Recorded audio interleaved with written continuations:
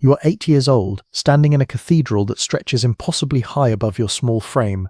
The stone beneath your bare feet is so cold it burns. Incense chokes the air, mixing with the metallic scent of fierce sweat from the hundreds of nobles packed into the shadows behind you. Your tiny hand trembles as a ring, heavy as a shackle, sized for a woman's finger, slides over your knuckles and dangles loose around your child's digit. The boy beside you cannot be older than 13, his own hands shaking as badly as yours. You are Agnes of France, and today you become Empress of the Byzantine Empire through marriage to a child who will be dead within months. The year is 1180 AD, and your childhood ends with the scrape of gold against bone. Before diving into these forgotten stories of survival and suffering, if you enjoy learning about the hidden truths of history, consider hitting that like button and subscribing for more content like this. And please comment below to let me know where you're listening from. I find it incredible that we're exploring these ancient stories together from different parts of the world, connected across time and space by our shared curiosity about the past. The marriage contract had been signed when Agnes was still learning to walk properly, her destiny sealed by men who measured her worth in dowries and territorial claims. Born around 1071 AD to Louis VII of France and his third wife Adele of Champagne, Agnes entered the world as a political pawn before she drew her first breath. Her father, haunted by his failures in the Second Crusade, and desperate to maintain France's influence in the fractured medieval world, saw opportunity in the Byzantine Empire's offer of alliance through matrimony. Louis VII had spent his reign struggling with the consequences of his disastrous marriage to Eleanor of Aquitaine, whose subsequent union with Henry II of England had created the Angevin Empire, a territorial nightmare that threatened to swallow France whole. The Byzantine alliance represented a chance to outflank his English rivals, potentially opening a second front that might draw Plantagenet attention away from French borders. Agnes represented the price of this strategic gambit, her 8-year-old life wagered against territorial ambitions that stretched across continents. The negotiations that sealed Agnes's fate unfolded in the palace of the Ile de la Cité, where French courtiers met with Byzantine ambassadors to discuss terms that would determine a child's future without consulting her preferences or considering her welfare. The Byzantine delegation arrived bearing gifts that demonstrated their empire's legendary wealth: silk textiles that shimmered like captured light, spices that perfumed entire rooms with exotic fragrances, and manuscripts illuminated with gold leaf that caught candlelight and threw it back in dazzling reflections. Manuel Komnenos, the Byzantine emperor, needed Western allies to counter the growing threat from Seljuk Turks who pressed steadily against his eastern borders. His empire, though still magnificent, showed signs of the weakness that would eventually prove fatal. Provincial governors demonstrated increasing independence, while Italian maritime republics carved out trading privileges that effectively colonized Byzantine commerce. A marriage alliance with France offered potential military support and diplomatic legitimacy at a time when both were desperately needed. The formal betrothal ceremony took place in the chapel of the French royal palace, where 7-year-old Agnes stood beside ambassadors who spoke for an absent bridegroom she had never seen. The Byzantine delegation presented her with a miniature crown set with pearls from the Black Sea, its weight causing her small neck to bow forward as palace officials recorded the legal formalities that would govern her life. Canon law required her consent, but the question posed to a 7-year-old child represented mockery rather than meaningful choice. Agnes spent her final year in France receiving education deemed appropriate for a future Byzantine empress. Greek tutors arrived from Constantinople to teach her the language of her new homeland.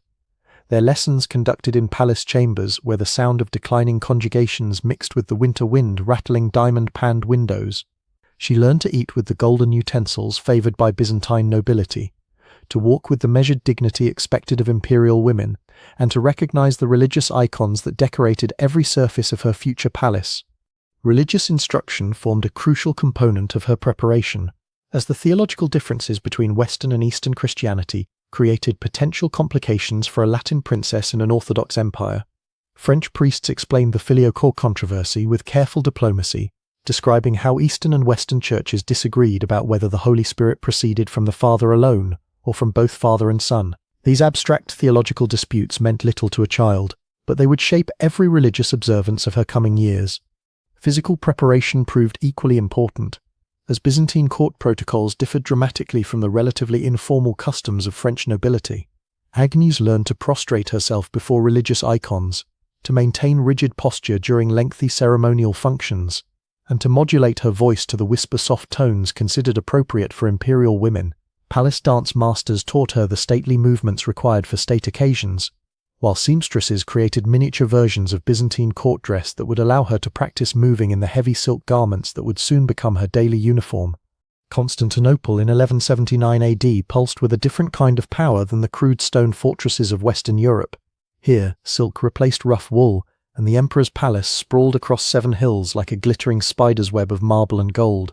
When the French delegation arrived carrying 8-year-old Agnes across thousands of miles of rutted roads and churning seas, they found an empire already rotting from within. Emperor Manuel I Komnenos had died the previous year, leaving behind his young son Alexios II, a boy barely old enough to hold a sword, much less rule an empire that stretched from the Danube to the deserts of Anatolia. The journey itself had taken months, carrying Agnes through landscapes that changed like chapters in an illuminated manuscript. From the familiar fields of northern France, through the wine country of Burgundy where autumn leaves created carpets of gold and crimson beneath their horses' hooves, into the alpine passes where snow fell in May and the air grew thin enough to make breathing difficult, through the Italian peninsula where classical ruins spoke of empires that had risen and fallen before her ancestors learned to write their names. The sea crossing from Venice to Constantinople proved particularly traumatic for a child who had never seen water deeper than the Seine. Mediterranean storms tossed their galley like a child's toy, sending everyone aboard into bouts of retching that left the deck slippery with vomit and seawater. Agnes spent 3 days in her cabin, too seasick to eat, while French diplomats debated whether to turn back or continue toward a destination that seemed increasingly impossible to reach. When Constantinople's famous skyline finally emerged from morning mist, Agnes pressed her face against the ship's rail to glimpse her new home. The city spread before her like something from the illustrated books of hours she had studied in France, its domes and towers catching sunlight and throwing it back in colours that seemed too brilliant for reality. The Golden Horn stretched like a curved dagger into the city's heart, its waters crowded with vessels from every corner of the known world. Venetian galleys heavy with spices, Genoese traders loaded with precious metals, and fishing boats whose nets held the silver catch that fed the imperial capital. The palace itself defied every expectation. Where French royal residences emphasized defensive strength, the Byzantine palace sprawled in magnificent vulnerability across its 7 hills. Marble columns supported roofs that seemed to float weightlessly above courtyards where fountains played music with falling water. Gardens stretched beyond the horizon, their geometric patterns interrupted by pavilions where silk curtains stirred in breezes that carried the scent of roses and jasmine from thousands of miles away. Agnes's first meeting with Alexios II took place in the palace's throne room, a space so vast that whispers echoed like shouts and footsteps clicked against marble floors that reflected like mirrors. The boy emperor sat upon the throne of Constantine, his feet dangling several inches above the ground while the purple imperial diadem slipped constantly down over his eyes. Palace officials had dressed him in silk robes that puddled around his thin frame, creating the impression of a child playing dress-up in adult clothing. The formal introduction followed Byzantine protocol that required both children to recite scripted phrases in Greek, while hundreds of courtiers observed their every gesture. Agnes, her voice barely audible in the enormous space, spoke words she had memorized without understanding, while Alexios responded with equal mechanical precision. Neither child looked directly at the other during this ceremony, their eyes fixed on palace officials who prompted them through gestures whenever their recitation faltered. Following the introduction came a feast that demonstrated the empire's legendary wealth, while highlighting the contrast between Eastern and Western customs. Course followed course in endless succession, wines from Cyprus and Rhodes, fruits preserved in honey from Trebizond, and delicacies whose very names were foreign to French ears. Agnes sat beside Alexios at the high table, both children overwhelmed by the attention focused upon them, while adult conversations swirled in languages they recognized but did not fully comprehend. The wedding ceremony itself defied every natural instinct. Agnes, dressed in Byzantine silk that pulled around her feet like spilled wine, could barely see over the altar. The crown they placed on her head kept sliding down over her eyes, its weight pressing against her skull until her neck ached. Alexios II, pale and thin from the chronic illness that would soon claim his life, swayed slightly as he stood beside her. Neither child understood the Greek words of the Orthodox ceremony, though Agnes had been hastily taught to nod at certain phrases and extend her hand when prompted. The Orthodox marriage service differed dramatically from the Latin ceremonies. Agnes knew from France. Instead of the straightforward vows familiar to Western Christianity, the Byzantine ritual involved complex symbolism that referenced theological concepts far beyond a child's understanding. The priest crowned both bride and groom with golden stepana connected by a single ribbon, symbolizing their spiritual unity in a ceremony that would have been meaningful for adults capable of grasping its significance. Palace musicians played instruments.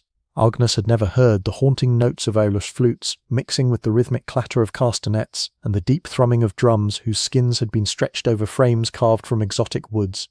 The music created an otherworldly atmosphere that made the ceremony feel like a dream from which she might eventually wake, though the weight of gold against her skull provided constant reminder that this transformation was irreversibly real. In the crowd of assembled dignitaries, whispers carried like poison through the incense-heavy air. The real power in Constantinople belonged to Andronicus I Komnenos, the emperor's cousin, whose dark eyes followed the ceremony with calculating intensity. At nearly 60 years old, Andronicus had spent decades in exile for his various rebellions and romantic scandals, but Manuel's death had created the perfect vacuum for his return. While two children played at being emperor and empress, he plotted the murder of one and the possession of the other. Andronicos's presence created an undercurrent of tension that even children could sense, though they lacked the experience to interpret its meaning. Palace servants moved differently when he appeared, their postures becoming more rigid while their eyes avoided direct contact. Courtiers who had been chatting comfortably fell silent when his footsteps echoed in distant corridors. Even the palace cats, usually confident in their dominion over marble halls, slunk away when his shadow fell across their paths. Agnes's wedding night consisted of sleeping in a bed larger than most peasant homes, with Alexios positioned decorously on the far side, both children uncomfortable and confused by the expectations pressing down upon them. Court physicians examined her monthly for signs of womanhood that would not come for years, while Byzantine nobles bowed to a girl who still sometimes forgot to curtsy in return. The palace eunuchs, those strange, smooth-faced men who wielded influence through whispered conversations and strategic gift-giving, watched her with calculating eyes, already measuring her potential usefulness in the power struggles to come. Palace life revolved around ceremonies that marked every hour of every day with rigid protocol. Agnes learned to wake before dawn for religious observances that began while stars still glittered above Constantinople's domes. Morning prayers in the palace chapel involved prostrations that left her knees bruised against marble floors, while evening vespers stretched until candles burned low in their golden sconces. Between these religious bookends, her days filled with lessons designed to transform a French princess into a Byzantine empress. Greek language instruction continued daily, though the dialect spoken in the palace differed significantly from the classical Greek of ancient texts. Agnes struggled with verb forms that had no equivalent in Latin, while her tutors demonstrated increasing frustration with her accent that marked her permanently as foreign. Writing lessons proved equally challenging, as Byzantine scribes employed calligraphic techniques that transformed simple letters into elaborate works of art, requiring hours of practice to achieve even basic competence. Court etiquette demanded mastery of countless subtle gestures and vocal modulations that conveyed social relationships through non-verbal communication. Agnes learned to adjust her walking pace to match the rank of her companions, to modulate her voice to precisely the volume appropriate for addressing different categories of palace inhabitants, and to arrange her facial expressions to convey appropriate emotions during various ceremonial occasions. These lessons continued for hours each day, with palace officials correcting her posture, her tone, and her timing until every movement became calculated performance. Religious education formed another crucial component of her training, as Agnes needed to understand Orthodox theology well enough to participate meaningfully in ceremonies that would mark every significant occasion of her reign. Byzantine Christianity differed from Western Catholicism in ways that went far beyond the theological controversies that divided the churches. Icons played central roles in Eastern worship, their painted saints serving as windows into heavenly realms that believers could access through prayer and contemplation. Agnes learned to recognize dozens of saints by their symbolic attributes. Saint Basil with his episcopal vestments, Saint Chrysostom with his golden tongue, and the various martyrs whose suffering had earned them places in the celestial hierarchy. She memorized prayers whose Greek syllables felt foreign on her tongue, while palace chaplains explained theological concepts that assumed knowledge of philosophical traditions completely alien to Western European thought. The empire Agnes had married into was a shadow of its former glory. Once Byzantine eagles had soared over territories, stretching from Italy to the Euphrates River. By the time Agnes arrived, the empire struggled to control even Anatolia. The Fourth Crusade loomed on the horizon, though none could foresee how Western Christians would soon sack Constantinople itself. Seljuk Turks pressed from the east, while Norman adventurers carved out kingdoms in former Byzantine territories. The empire needed strong leadership, experienced generals, and unified purpose. Instead, it received a dying boy and a French child whose greatest political skill was looking appropriately solemn during religious ceremonies. Economic problems compounded military weaknesses, as the empire's financial resources had been steadily depleted by decades of costly warfare and diplomatic bribery. The imperial treasury, once legendary for its wealth, now struggled to pay the salaries of palace guards and civil servants. Provincial taxes arrived sporadically, when they arrived at all, as distant governors increasingly kept revenues for local purposes rather than forwarding them to Constantinople. Trade relationships that had once enriched the empire now served primarily to benefit Italian maritime republics, whose commercial privileges effectively colonized Byzantine commerce. Venetian and Genoese merchants controlled the most profitable trade routes, while Byzantine producers found themselves reduced to supplying raw materials that generated profits for foreign entrepreneurs. The empire that had once dominated Mediterranean commerce now existed as a client state of the very Western powers it had once patronized. Alexios II's illness manifested in coughing fits that echoed through the palace corridors, spatters of blood on silk handkerchiefs, quickly whisked away by servants who knew better than to acknowledge what they had seen. Agnes, still playing with dolls carved from ivory and dressed in miniature court gowns, found herself sitting beside her husband's sickbed, while physicians burned aromatic herbs and muttered prayers in languages she could not identify. The boy emperor would call for her sometimes during his fevered moments, and she would take his hot hand in her small one, neither child understanding the political machinations swirling around their arranged marriage. Palace physicians represented various medical traditions that reflected the empire's cosmopolitan heritage. Greek doctors trained in classical methods competed with Arab physicians whose knowledge of anatomy and pharmacology far exceeded European standards. Jewish medical practitioners tolerated, despite religious restrictions, brought diagnostic techniques learned in the hospitals of Cordoba and Baghdad. Their treatments for Alexios's condition ranged from bloodletting with silver lancets to herbal preparations whose ingredients had traveled across continents to reach Constantinople's markets. The boy emperor's increasing weakness created opportunities for those who had been waiting in the palace's shadows. Court officials who had bowed respectfully to Alexios began spending more time in private consultation with his potential successors.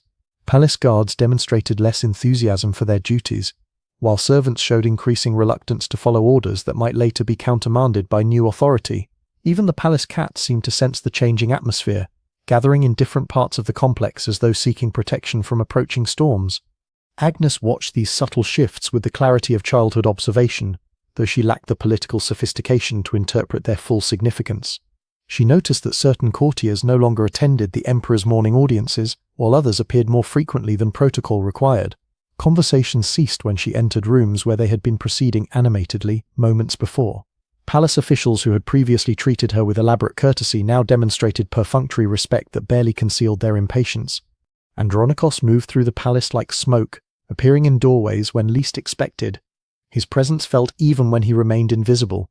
Servants scurried to avoid his attention, while courtiers offered elaborate bows that barely concealed their terror. Agnes learned to recognize his footsteps in the corridors outside her chambers, measured, confident, belonging to a man who had never doubted his right to take whatever he desired. When he spoke to her, which he did increasingly often as Alexios grew weaker, his voice carried the smooth authority of someone accustomed to being obeyed without question. His conversations with Agnes began innocuously enough, appearing to represent nothing more than family interest in a young relative's welfare. He would inquire about her health, her studies, and her adjustment to Byzantine court life with paternal concern that would have seemed genuine to observers who did not notice how his eyes remained cold while his voice projected warmth. These encounters took place in public spaces where other palace inhabitants could witness his appropriate behavior, though Agnes sensed undercurrents that made her uncomfortable without providing clear reasons for her unease. Gradually, these conversations became more frequent and more personal. Andronikos would appear during her afternoon walks in the palace gardens, offering to explain the significance of various flowers and architectural features, with knowledge that demonstrated impressive erudition. He possessed the ability to make complex historical events sound like entertaining stories, describing the empire's past glories with detail that brought distant centuries to vivid life. Agnes found herself looking forward to these educational encounters, despite the vague anxiety they generated. His gifts began arriving shortly after these garden conversations became routine. Small items at first: a carved ivory comb decorated with scenes from classical mythology, a silk scarf whose patterns had been woven in workshops famous throughout the civilized world. books of hours illuminated by artists whose work decorated the private libraries of emperors and popes. Each gift arrived with brief notes written in Greek whose calligraphy demonstrated the elegant penmanship of someone trained in the most exclusive educational traditions. The palace itself seemed to shift around Agnes as power transferred from the dying boy emperor to his ambitious cousin. Servants who had once attended her eagerly began responding to her summons with reluctant delay. Guards who had bowed deeply started offering shallow nods. Even the eunuchs, those masters of Byzantine court intrigue, began looking through her rather than at her, their attention already focused on the coming transition. Agnes, still a child in every meaningful sense, felt the ground shifting beneath her feet without understanding why.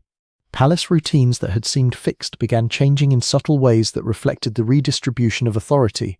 Morning audiences with Alexios became briefer and less formal, while afternoon consultations with high officials moved to chambers closer to Andronicus's apartments.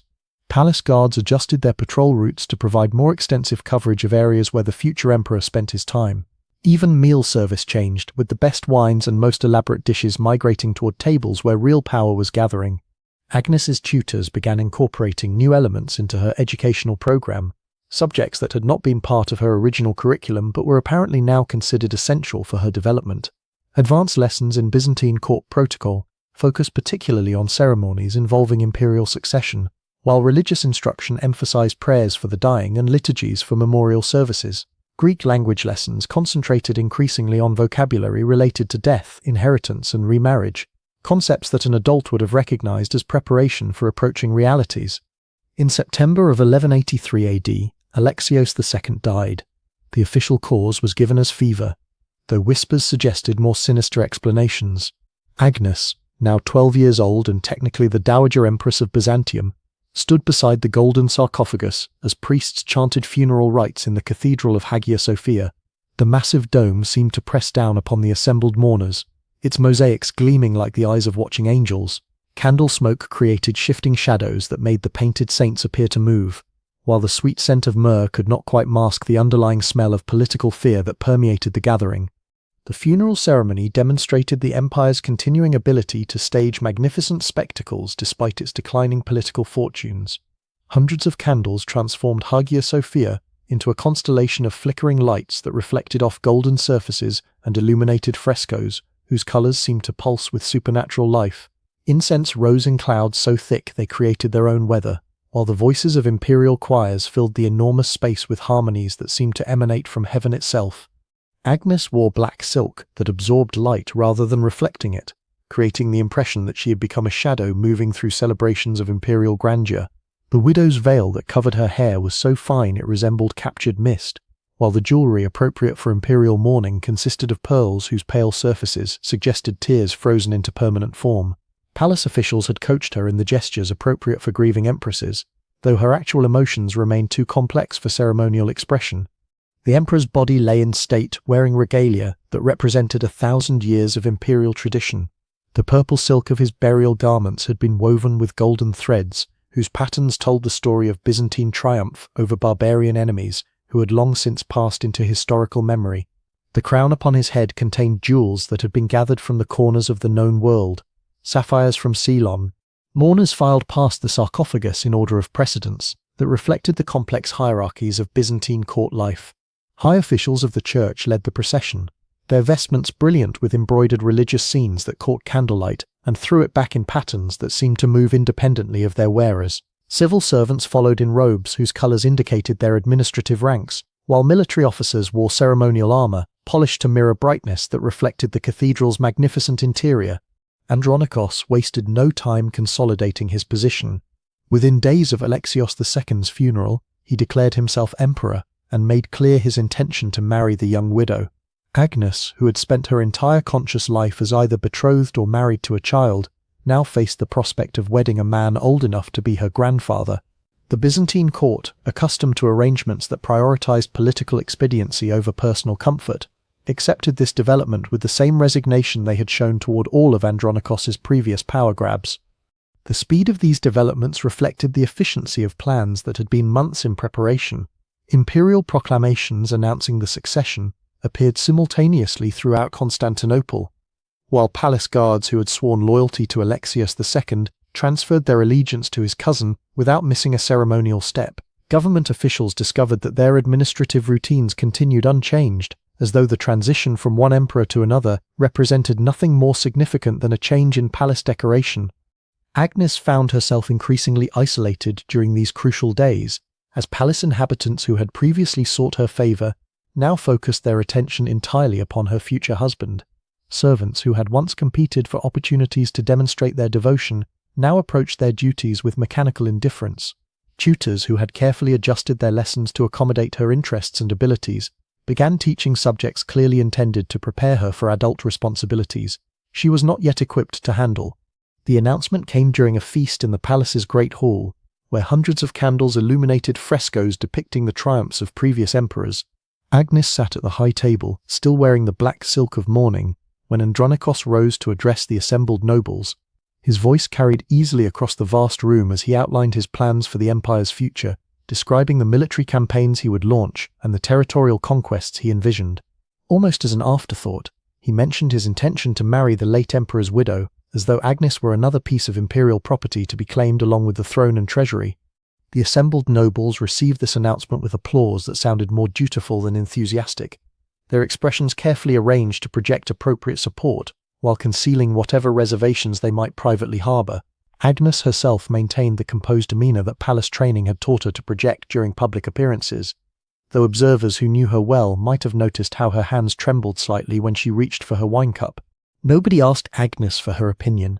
In the medieval world, marriage represented a transaction between families, a transfer of property and political advantage that rarely considered the preferences of the parties involved. That one party was a child and the other a man in his 6th decade created no particular moral crisis for the Byzantine court.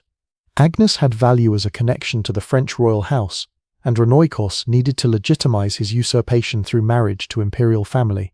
The mathematics of power made their union inevitable. Canon law technically required the consent of both parties to any marriage, but this requirement was interpreted with considerable flexibility when political necessities demanded accommodation. Agnes's consent would be assumed from her failure to object publicly, while any private reservations she might express could be dismissed as the natural anxiety of a young woman facing the responsibilities of adult marriage. Church officials who might have questioned the appropriateness of such an arrangement were either sympathetic to Andronikos' political position or prudently silent about their theological concerns. The wedding preparations began immediately, though they differed markedly from Agnes's first imperial marriage, where her ceremony with Alexios II had emphasized the solemnity of dynastic union. Her approaching marriage to Andronikos carried undertones of conquest and possession. Palace seamstresses created wedding garments in rich purples and golds, the colors of imperial authority, while courtiers debated the proper protocols for a ceremony that would simultaneously celebrate a wedding and confirm a usurpation. These preparations involved Agnes more directly than her first wedding had, as she was now old enough to participate in decisions about ceremonial details and mature enough to understand their political significance. Palace officials consulted her about preferences regarding music, decorations, and guest lists, though her choices were constrained by considerations that prioritized diplomatic necessity over personal taste. The wedding needed to demonstrate imperial legitimacy while projecting strength to foreign observers who might interpret any sign of weakness as invitation for territorial aggression. Religious authorities faced delicate theological questions regarding a ceremony that involved a bride who was both imperial widow and child, marrying a groom whose claim to authority rested partly upon his possession of that bride.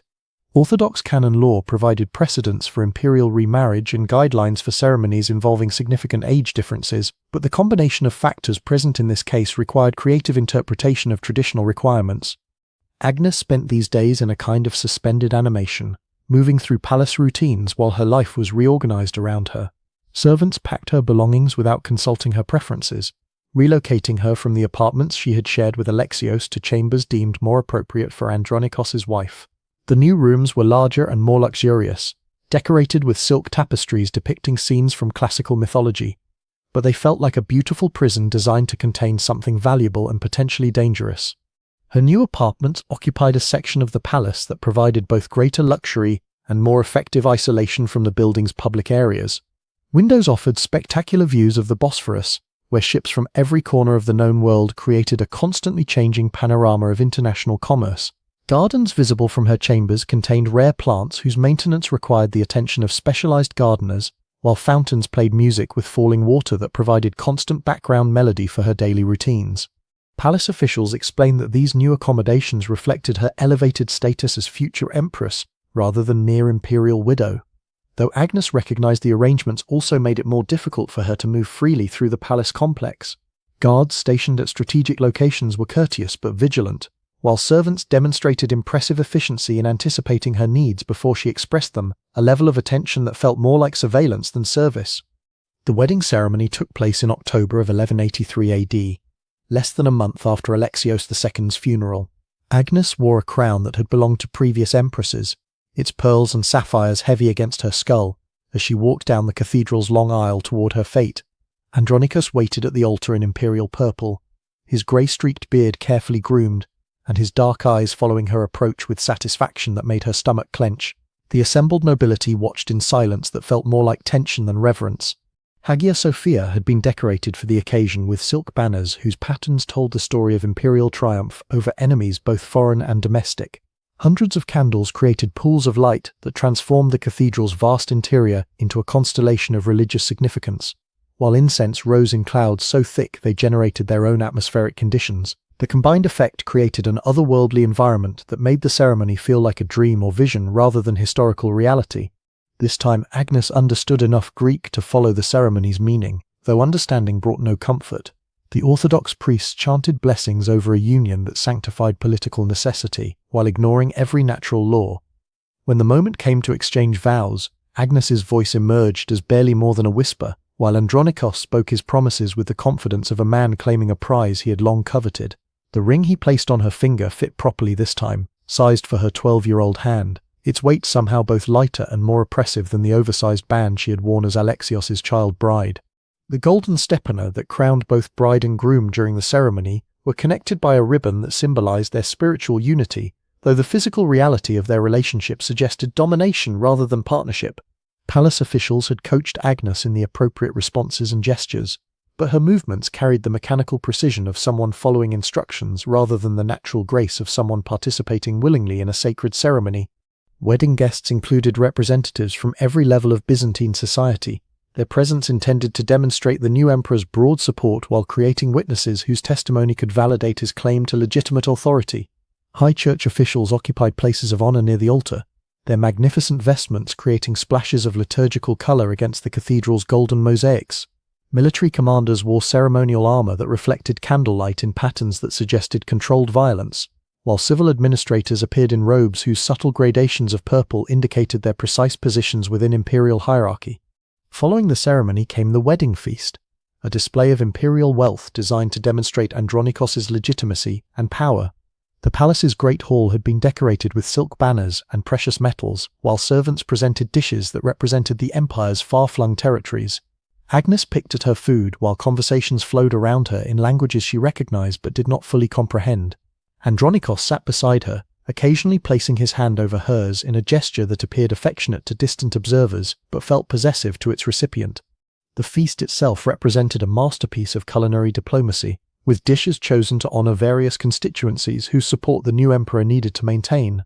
Wines from imperial vineyards demonstrated the productivity of territories that remained under Constantinople's control, while exotic spices proved that trade relationships with distant partners continued to function despite political instabilities. The progression of courses followed traditional patterns that connected the new reign with centuries of imperial precedent.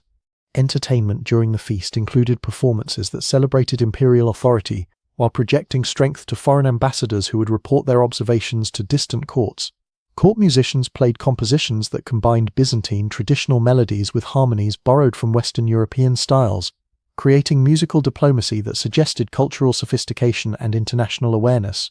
Dancers performed choreographed celebrations of imperial triumph, their movements telling stories of victories over enemies whose names had passed into historical memory. Agnes observed these festivities with the detached awareness of someone watching events that would determine her fate, but which she remained powerless to influence. Palace officials had trained her to smile appropriately during ceremonial occasions, but her expressions carried the mechanical quality of someone following instructions rather than responding to genuine emotions. Guests who approached to offer congratulations received polite responses that reflected careful coaching rather than spontaneous reaction. The wedding night represented Agnes's true introduction to the realities of medieval marriage. At 12 years old, she had barely begun to understand her own body, much less the expectations placed upon wives by their husbands. Andronikos, experienced in ways that decades of exile and political intrigue had taught him, approached the consummation of their marriage with the same calculating ruthlessness he applied to all aspects of statecraft. For Agnes, the experience served as a brutal education in powerlessness, a lesson in how political arrangements could transform intimate moments into exercises in domination and control. Palace physicians had examined Agnes regularly during the months preceding her marriage, documenting the physical changes that would make consummation possible, while ensuring that the union could be legally validated according to both civil and religious requirements. Their medical reports preserved in imperial archives described her development with clinical precision that reduced human experience to biological data suitable for political calculation. The chambers where Agnes spent her wedding night had been prepared with symbolic decorations that referenced both fertility and imperial authority. Silk tapestries depicted scenes from classical mythology celebrating successful marriages between gods and mortals, while flowers whose fragrances suggested sensual awakening filled golden vases that caught candlelight and reflected it in patterns that created their own atmospheric conditions. Servants had scattered rose petals across surfaces that would touch imperial skin, while precious oils from distant territories waited in crystal containers designed to enhance physical intimacy. Agnes emerged from her wedding night with knowledge that transformed her understanding of marriage from romantic fantasy into political reality. The experience taught her that her body, like her title and her property, belonged to her husband according to both legal tradition and practical necessity. Palace physicians examined her the following morning to confirm consummation, their clinical assessment providing official validation of a union that political necessity had already made inevitable. Life as Andronikos' Empress differed dramatically from her first marriage's childish play-acting. Where Alexios II had been content to share toys and listen to stories, Andronikos expected his wife to participate in the complex social rituals of Byzantine court life. Agnes attended diplomatic receptions where she smiled and nodded while understanding perhaps half of what was discussed. She sat through military planning sessions where generals outlined campaigns against distant enemies, her presence required but her opinions irrelevant. Most difficult of all, she learned to recognize the signs of her husband's changing moods, adapting her behavior to avoid triggering his famous temper. Andronikos' expectations extended beyond ceremonial functions to include intimate companionship that demonstrated his possession of imperial legitimacy through marriage to his predecessor's widow. Agnes learned to anticipate his preferences regarding conversation, entertainment, and physical intimacy, while developing the ability to project enthusiasm for activities that privately filled her with anxiety or revulsion. Palace life required constant performance of emotions that bore little relationship to internal reality. The emperor's daily routines involved Agnes in political discussions, whose complexity far exceeded her age and experience, though her participation was designed more to demonstrate his authority than to gather her opinions. Morning administrative sessions included her presence as visual reminder of dynastic continuity, while afternoon military consultations featured her attendance as symbol of imperial unity. Evening entertainment required her gracious interaction with foreign ambassadors, whose reports would influence their government's policies toward the Byzantine Empire.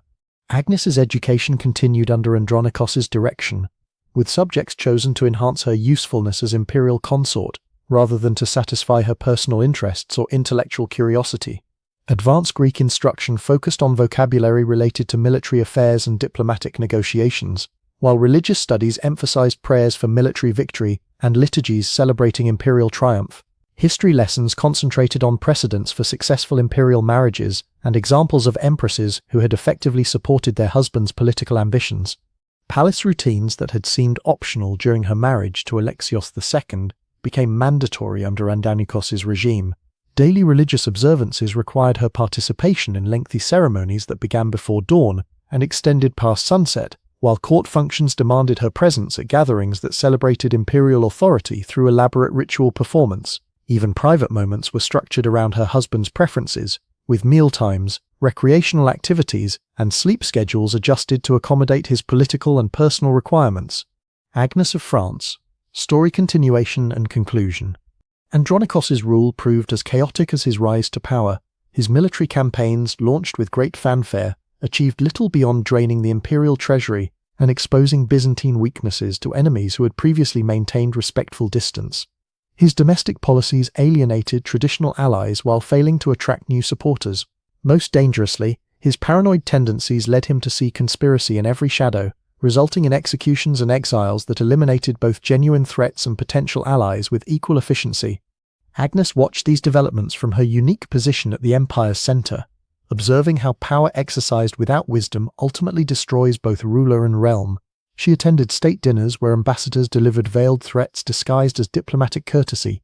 She witnessed private meetings where Andronikos's advisors delivered increasingly desperate reports about military defeats and territorial losses. Most memorably, she was present during the Imperial Council session when news arrived that Western Crusader forces had captured several important Byzantine cities, their Christian crosses no guarantee of respect for Eastern Christian territory. The Emperor's paranoia manifested in increasingly erratic behavior that made palace life unpredictable and dangerous. Servants who had served imperial families for decades found themselves accused of treasonous correspondence with foreign enemies. Palace guards discovered that loyalty demonstrated yesterday provided no protection against suspicion arising today. Even Agnes learned to modulate her expressions carefully, as casual remarks or innocent questions could be interpreted as evidence of seditious intent. Andronikos's treatment of Agnes grew more possessive as external pressures mounted. He required her constant presence during official functions, positioning her beside his throne as visible proof of his legitimate claim to imperial authority. Private moments became opportunities for interrogation about her conversations with palace inhabitants, while her correspondence with family in France was monitored and sometimes intercepted entirely. Agnes adapted by retreating into internal silence, developing the ability to appear attentive while keeping her thoughts carefully hidden. The empire's decline accelerated throughout 1184 and 1185 AD, with each month bringing fresh reports of disaster. Provincial governors declared independence, confident that Constantinople lacked the military strength to enforce imperial authority. Trade routes that had enriched the empire for centuries fell under the control of Italian maritime republics and Seljuk emirates. Most ominously, popular unrest began spreading through the capital itself, as citizens who had endured years of misrule finally reached the limits of their patience. Agnes's position during this period resembled that of a passenger on a sinking ship, aware of the approaching catastrophe but powerless to influence its course. She continued performing her ceremonial duties, attending religious services and court functions, while Constantinople slowly collapsed around her. Palace servants began disappearing, either fleeing the city or joining the growing opposition to Andronikos's rule. Guards who had once bowed respectfully now watched her with calculating expressions, clearly weighing their loyalty to the imperial family against their survival instincts. The end came in September of 1185 AD, when popular uprising finally overwhelmed Andronikos's remaining support. Agnes was in her private chambers when she heard the sound of mob violence echoing through the palace corridors, breaking glass, splintering wood, and the ugly roar of people who had endured oppression beyond their breaking point. Palace guards abandoned their posts while servants barricaded themselves in storage rooms and hoped the violence would pass them by. Andronikos's death was as brutal as his life had been ruthless. The Constantinople mob, inflamed by years of misgovernment and fresh outrage over his latest atrocities, caught him attempting to flee the city. They dragged him through streets where he had once paraded in imperial purple, his aged body subjected to every humiliation that rage and revenge could devise. Agnes, mercifully, was spared witnessing her husband's final moments, though the sounds of mob justice carried clearly through the palace walls. At 14 years old, Agnes found herself a widow for the second time, survivor of 2 imperial marriages that had brought her nothing but political exploitation and personal trauma. The new emperor Isaac II Angelos faced the delicate question of what to do with a young woman whose very existence represented a connection to the previous regime. Executing her would eliminate a potential source of future instability, but murdering a French princess might complicate relationships with Western European powers at a time when the empire desperately needed allies. The solution arrived in the form of negotiation with Agnes's birth family. Louis VII had died years earlier, but Agnes's half-brother Philip II Augustus now ruled France and showed interest in securing his sister's safe return. The diplomatic discussions took months, during which Agnes remained in Constantinople under what amounted to house arrest, her fate dependent upon political calculations conducted by men who viewed her primarily as a strategic asset rather than a human being deserving consideration. Agnes's departure from Constantinople in 1186 AD marked the end of her Byzantine chapter, though the experiences of those 7 years had fundamentally transformed her from the innocent child who had arrived in 1179 AD. She sailed from the Golden Horn aboard a French ship, watching the city's famous skyline recede into Mediterranean haze, while contemplating a future that remained as uncertain as her past had been traumatic. Her return to France represented both homecoming and exile. As Agnes discovered that 7 years in the Byzantine Empire had made her foreign in her own homeland, she spoke Greek more fluently than French, understood Eastern Christian theology better than Western Catholic doctrine, and carried herself with the formal dignity of Byzantine court culture rather than the more casual manner of French nobility. Her experiences had aged her beyond her years, creating a psychological distance between herself and contemporaries who had spent their adolescence in relative safety and comfort. King Philip II Augustus received his half-sister with appropriate ceremony, but obvious discomfort, as her presence served as a reminder of diplomatic arrangements that had brought France little benefit, while exposing a royal princess to dangers and degradations that reflected poorly on the royal family's ability to protect its members. Agnes was granted estates sufficient to support her in comfort, along with the courtesy title that acknowledged her status as Dowager Empress, but she remained politically irrelevant in a kingdom that had moved beyond the alliances her marriages had been intended to cement. Agnes spent her remaining years in relative obscurity, managing her estates and participating in religious observances that provided structure for days that might otherwise have stretched empty before her. She never remarried, despite receiving several proposals from nobles who saw opportunity in wedding a woman with imperial connections and substantial property. Whether this reflected her own choice or her family's reluctance to risk another diplomatic disaster remains unclear from surviving records. She died around 1220 AD, having lived long enough to witness the Fourth Crusade's sack of Constantinople in 1204 AD, the event that finally destroyed the Byzantine Empire she had briefly helped rule. News of the city's fall must have carried particular resonance for someone who had walked its marble halls and slept in its silk-draped chambers, who had witnessed both its faded grandeur and its essential weakness. Agnes of France's story illustrates the brutal mathematics of medieval political marriage, where young women served as currency in transactions designed to purchase territory, secure alliances, or legitimize questionable claims to power. Her childhood was traded for diplomatic advantage, her adolescence sacrificed to imperial ambition, and her adult life shaped by trauma inflicted in service of political arrangements that ultimately achieved nothing beyond personal suffering. Modern readers might wonder how such arrangements could be considered acceptable, but similar exploitation continues today, hidden behind different justifications and operating through more sophisticated mechanisms. Child marriage persists in regions where political and economic pressures overwhelm legal protections, while trafficking networks transport vulnerable young people across borders for purposes that differ little from medieval political marriages in their fundamental disregard for human dignity and individual choice. The cathedral where 8-year-old Agnes first felt that heavy ring slide over her small finger was destroyed during the Fourth Crusade's violence. Its marble columns toppled, and its golden mosaics scattered like broken dreams across Constantinople's blood-stained streets. Yet somewhere in the shadows of medieval memory, a frightened child still stands before that altar, her tiny hand trembling as adult ambitions close around her life, like the cold grip of that oversized wedding band, a weight she would carry, in one form or another, until her final breath released her from marriages that began with political calculation and ended with the hollow echo of promises that no one in the end had ever intended to keep.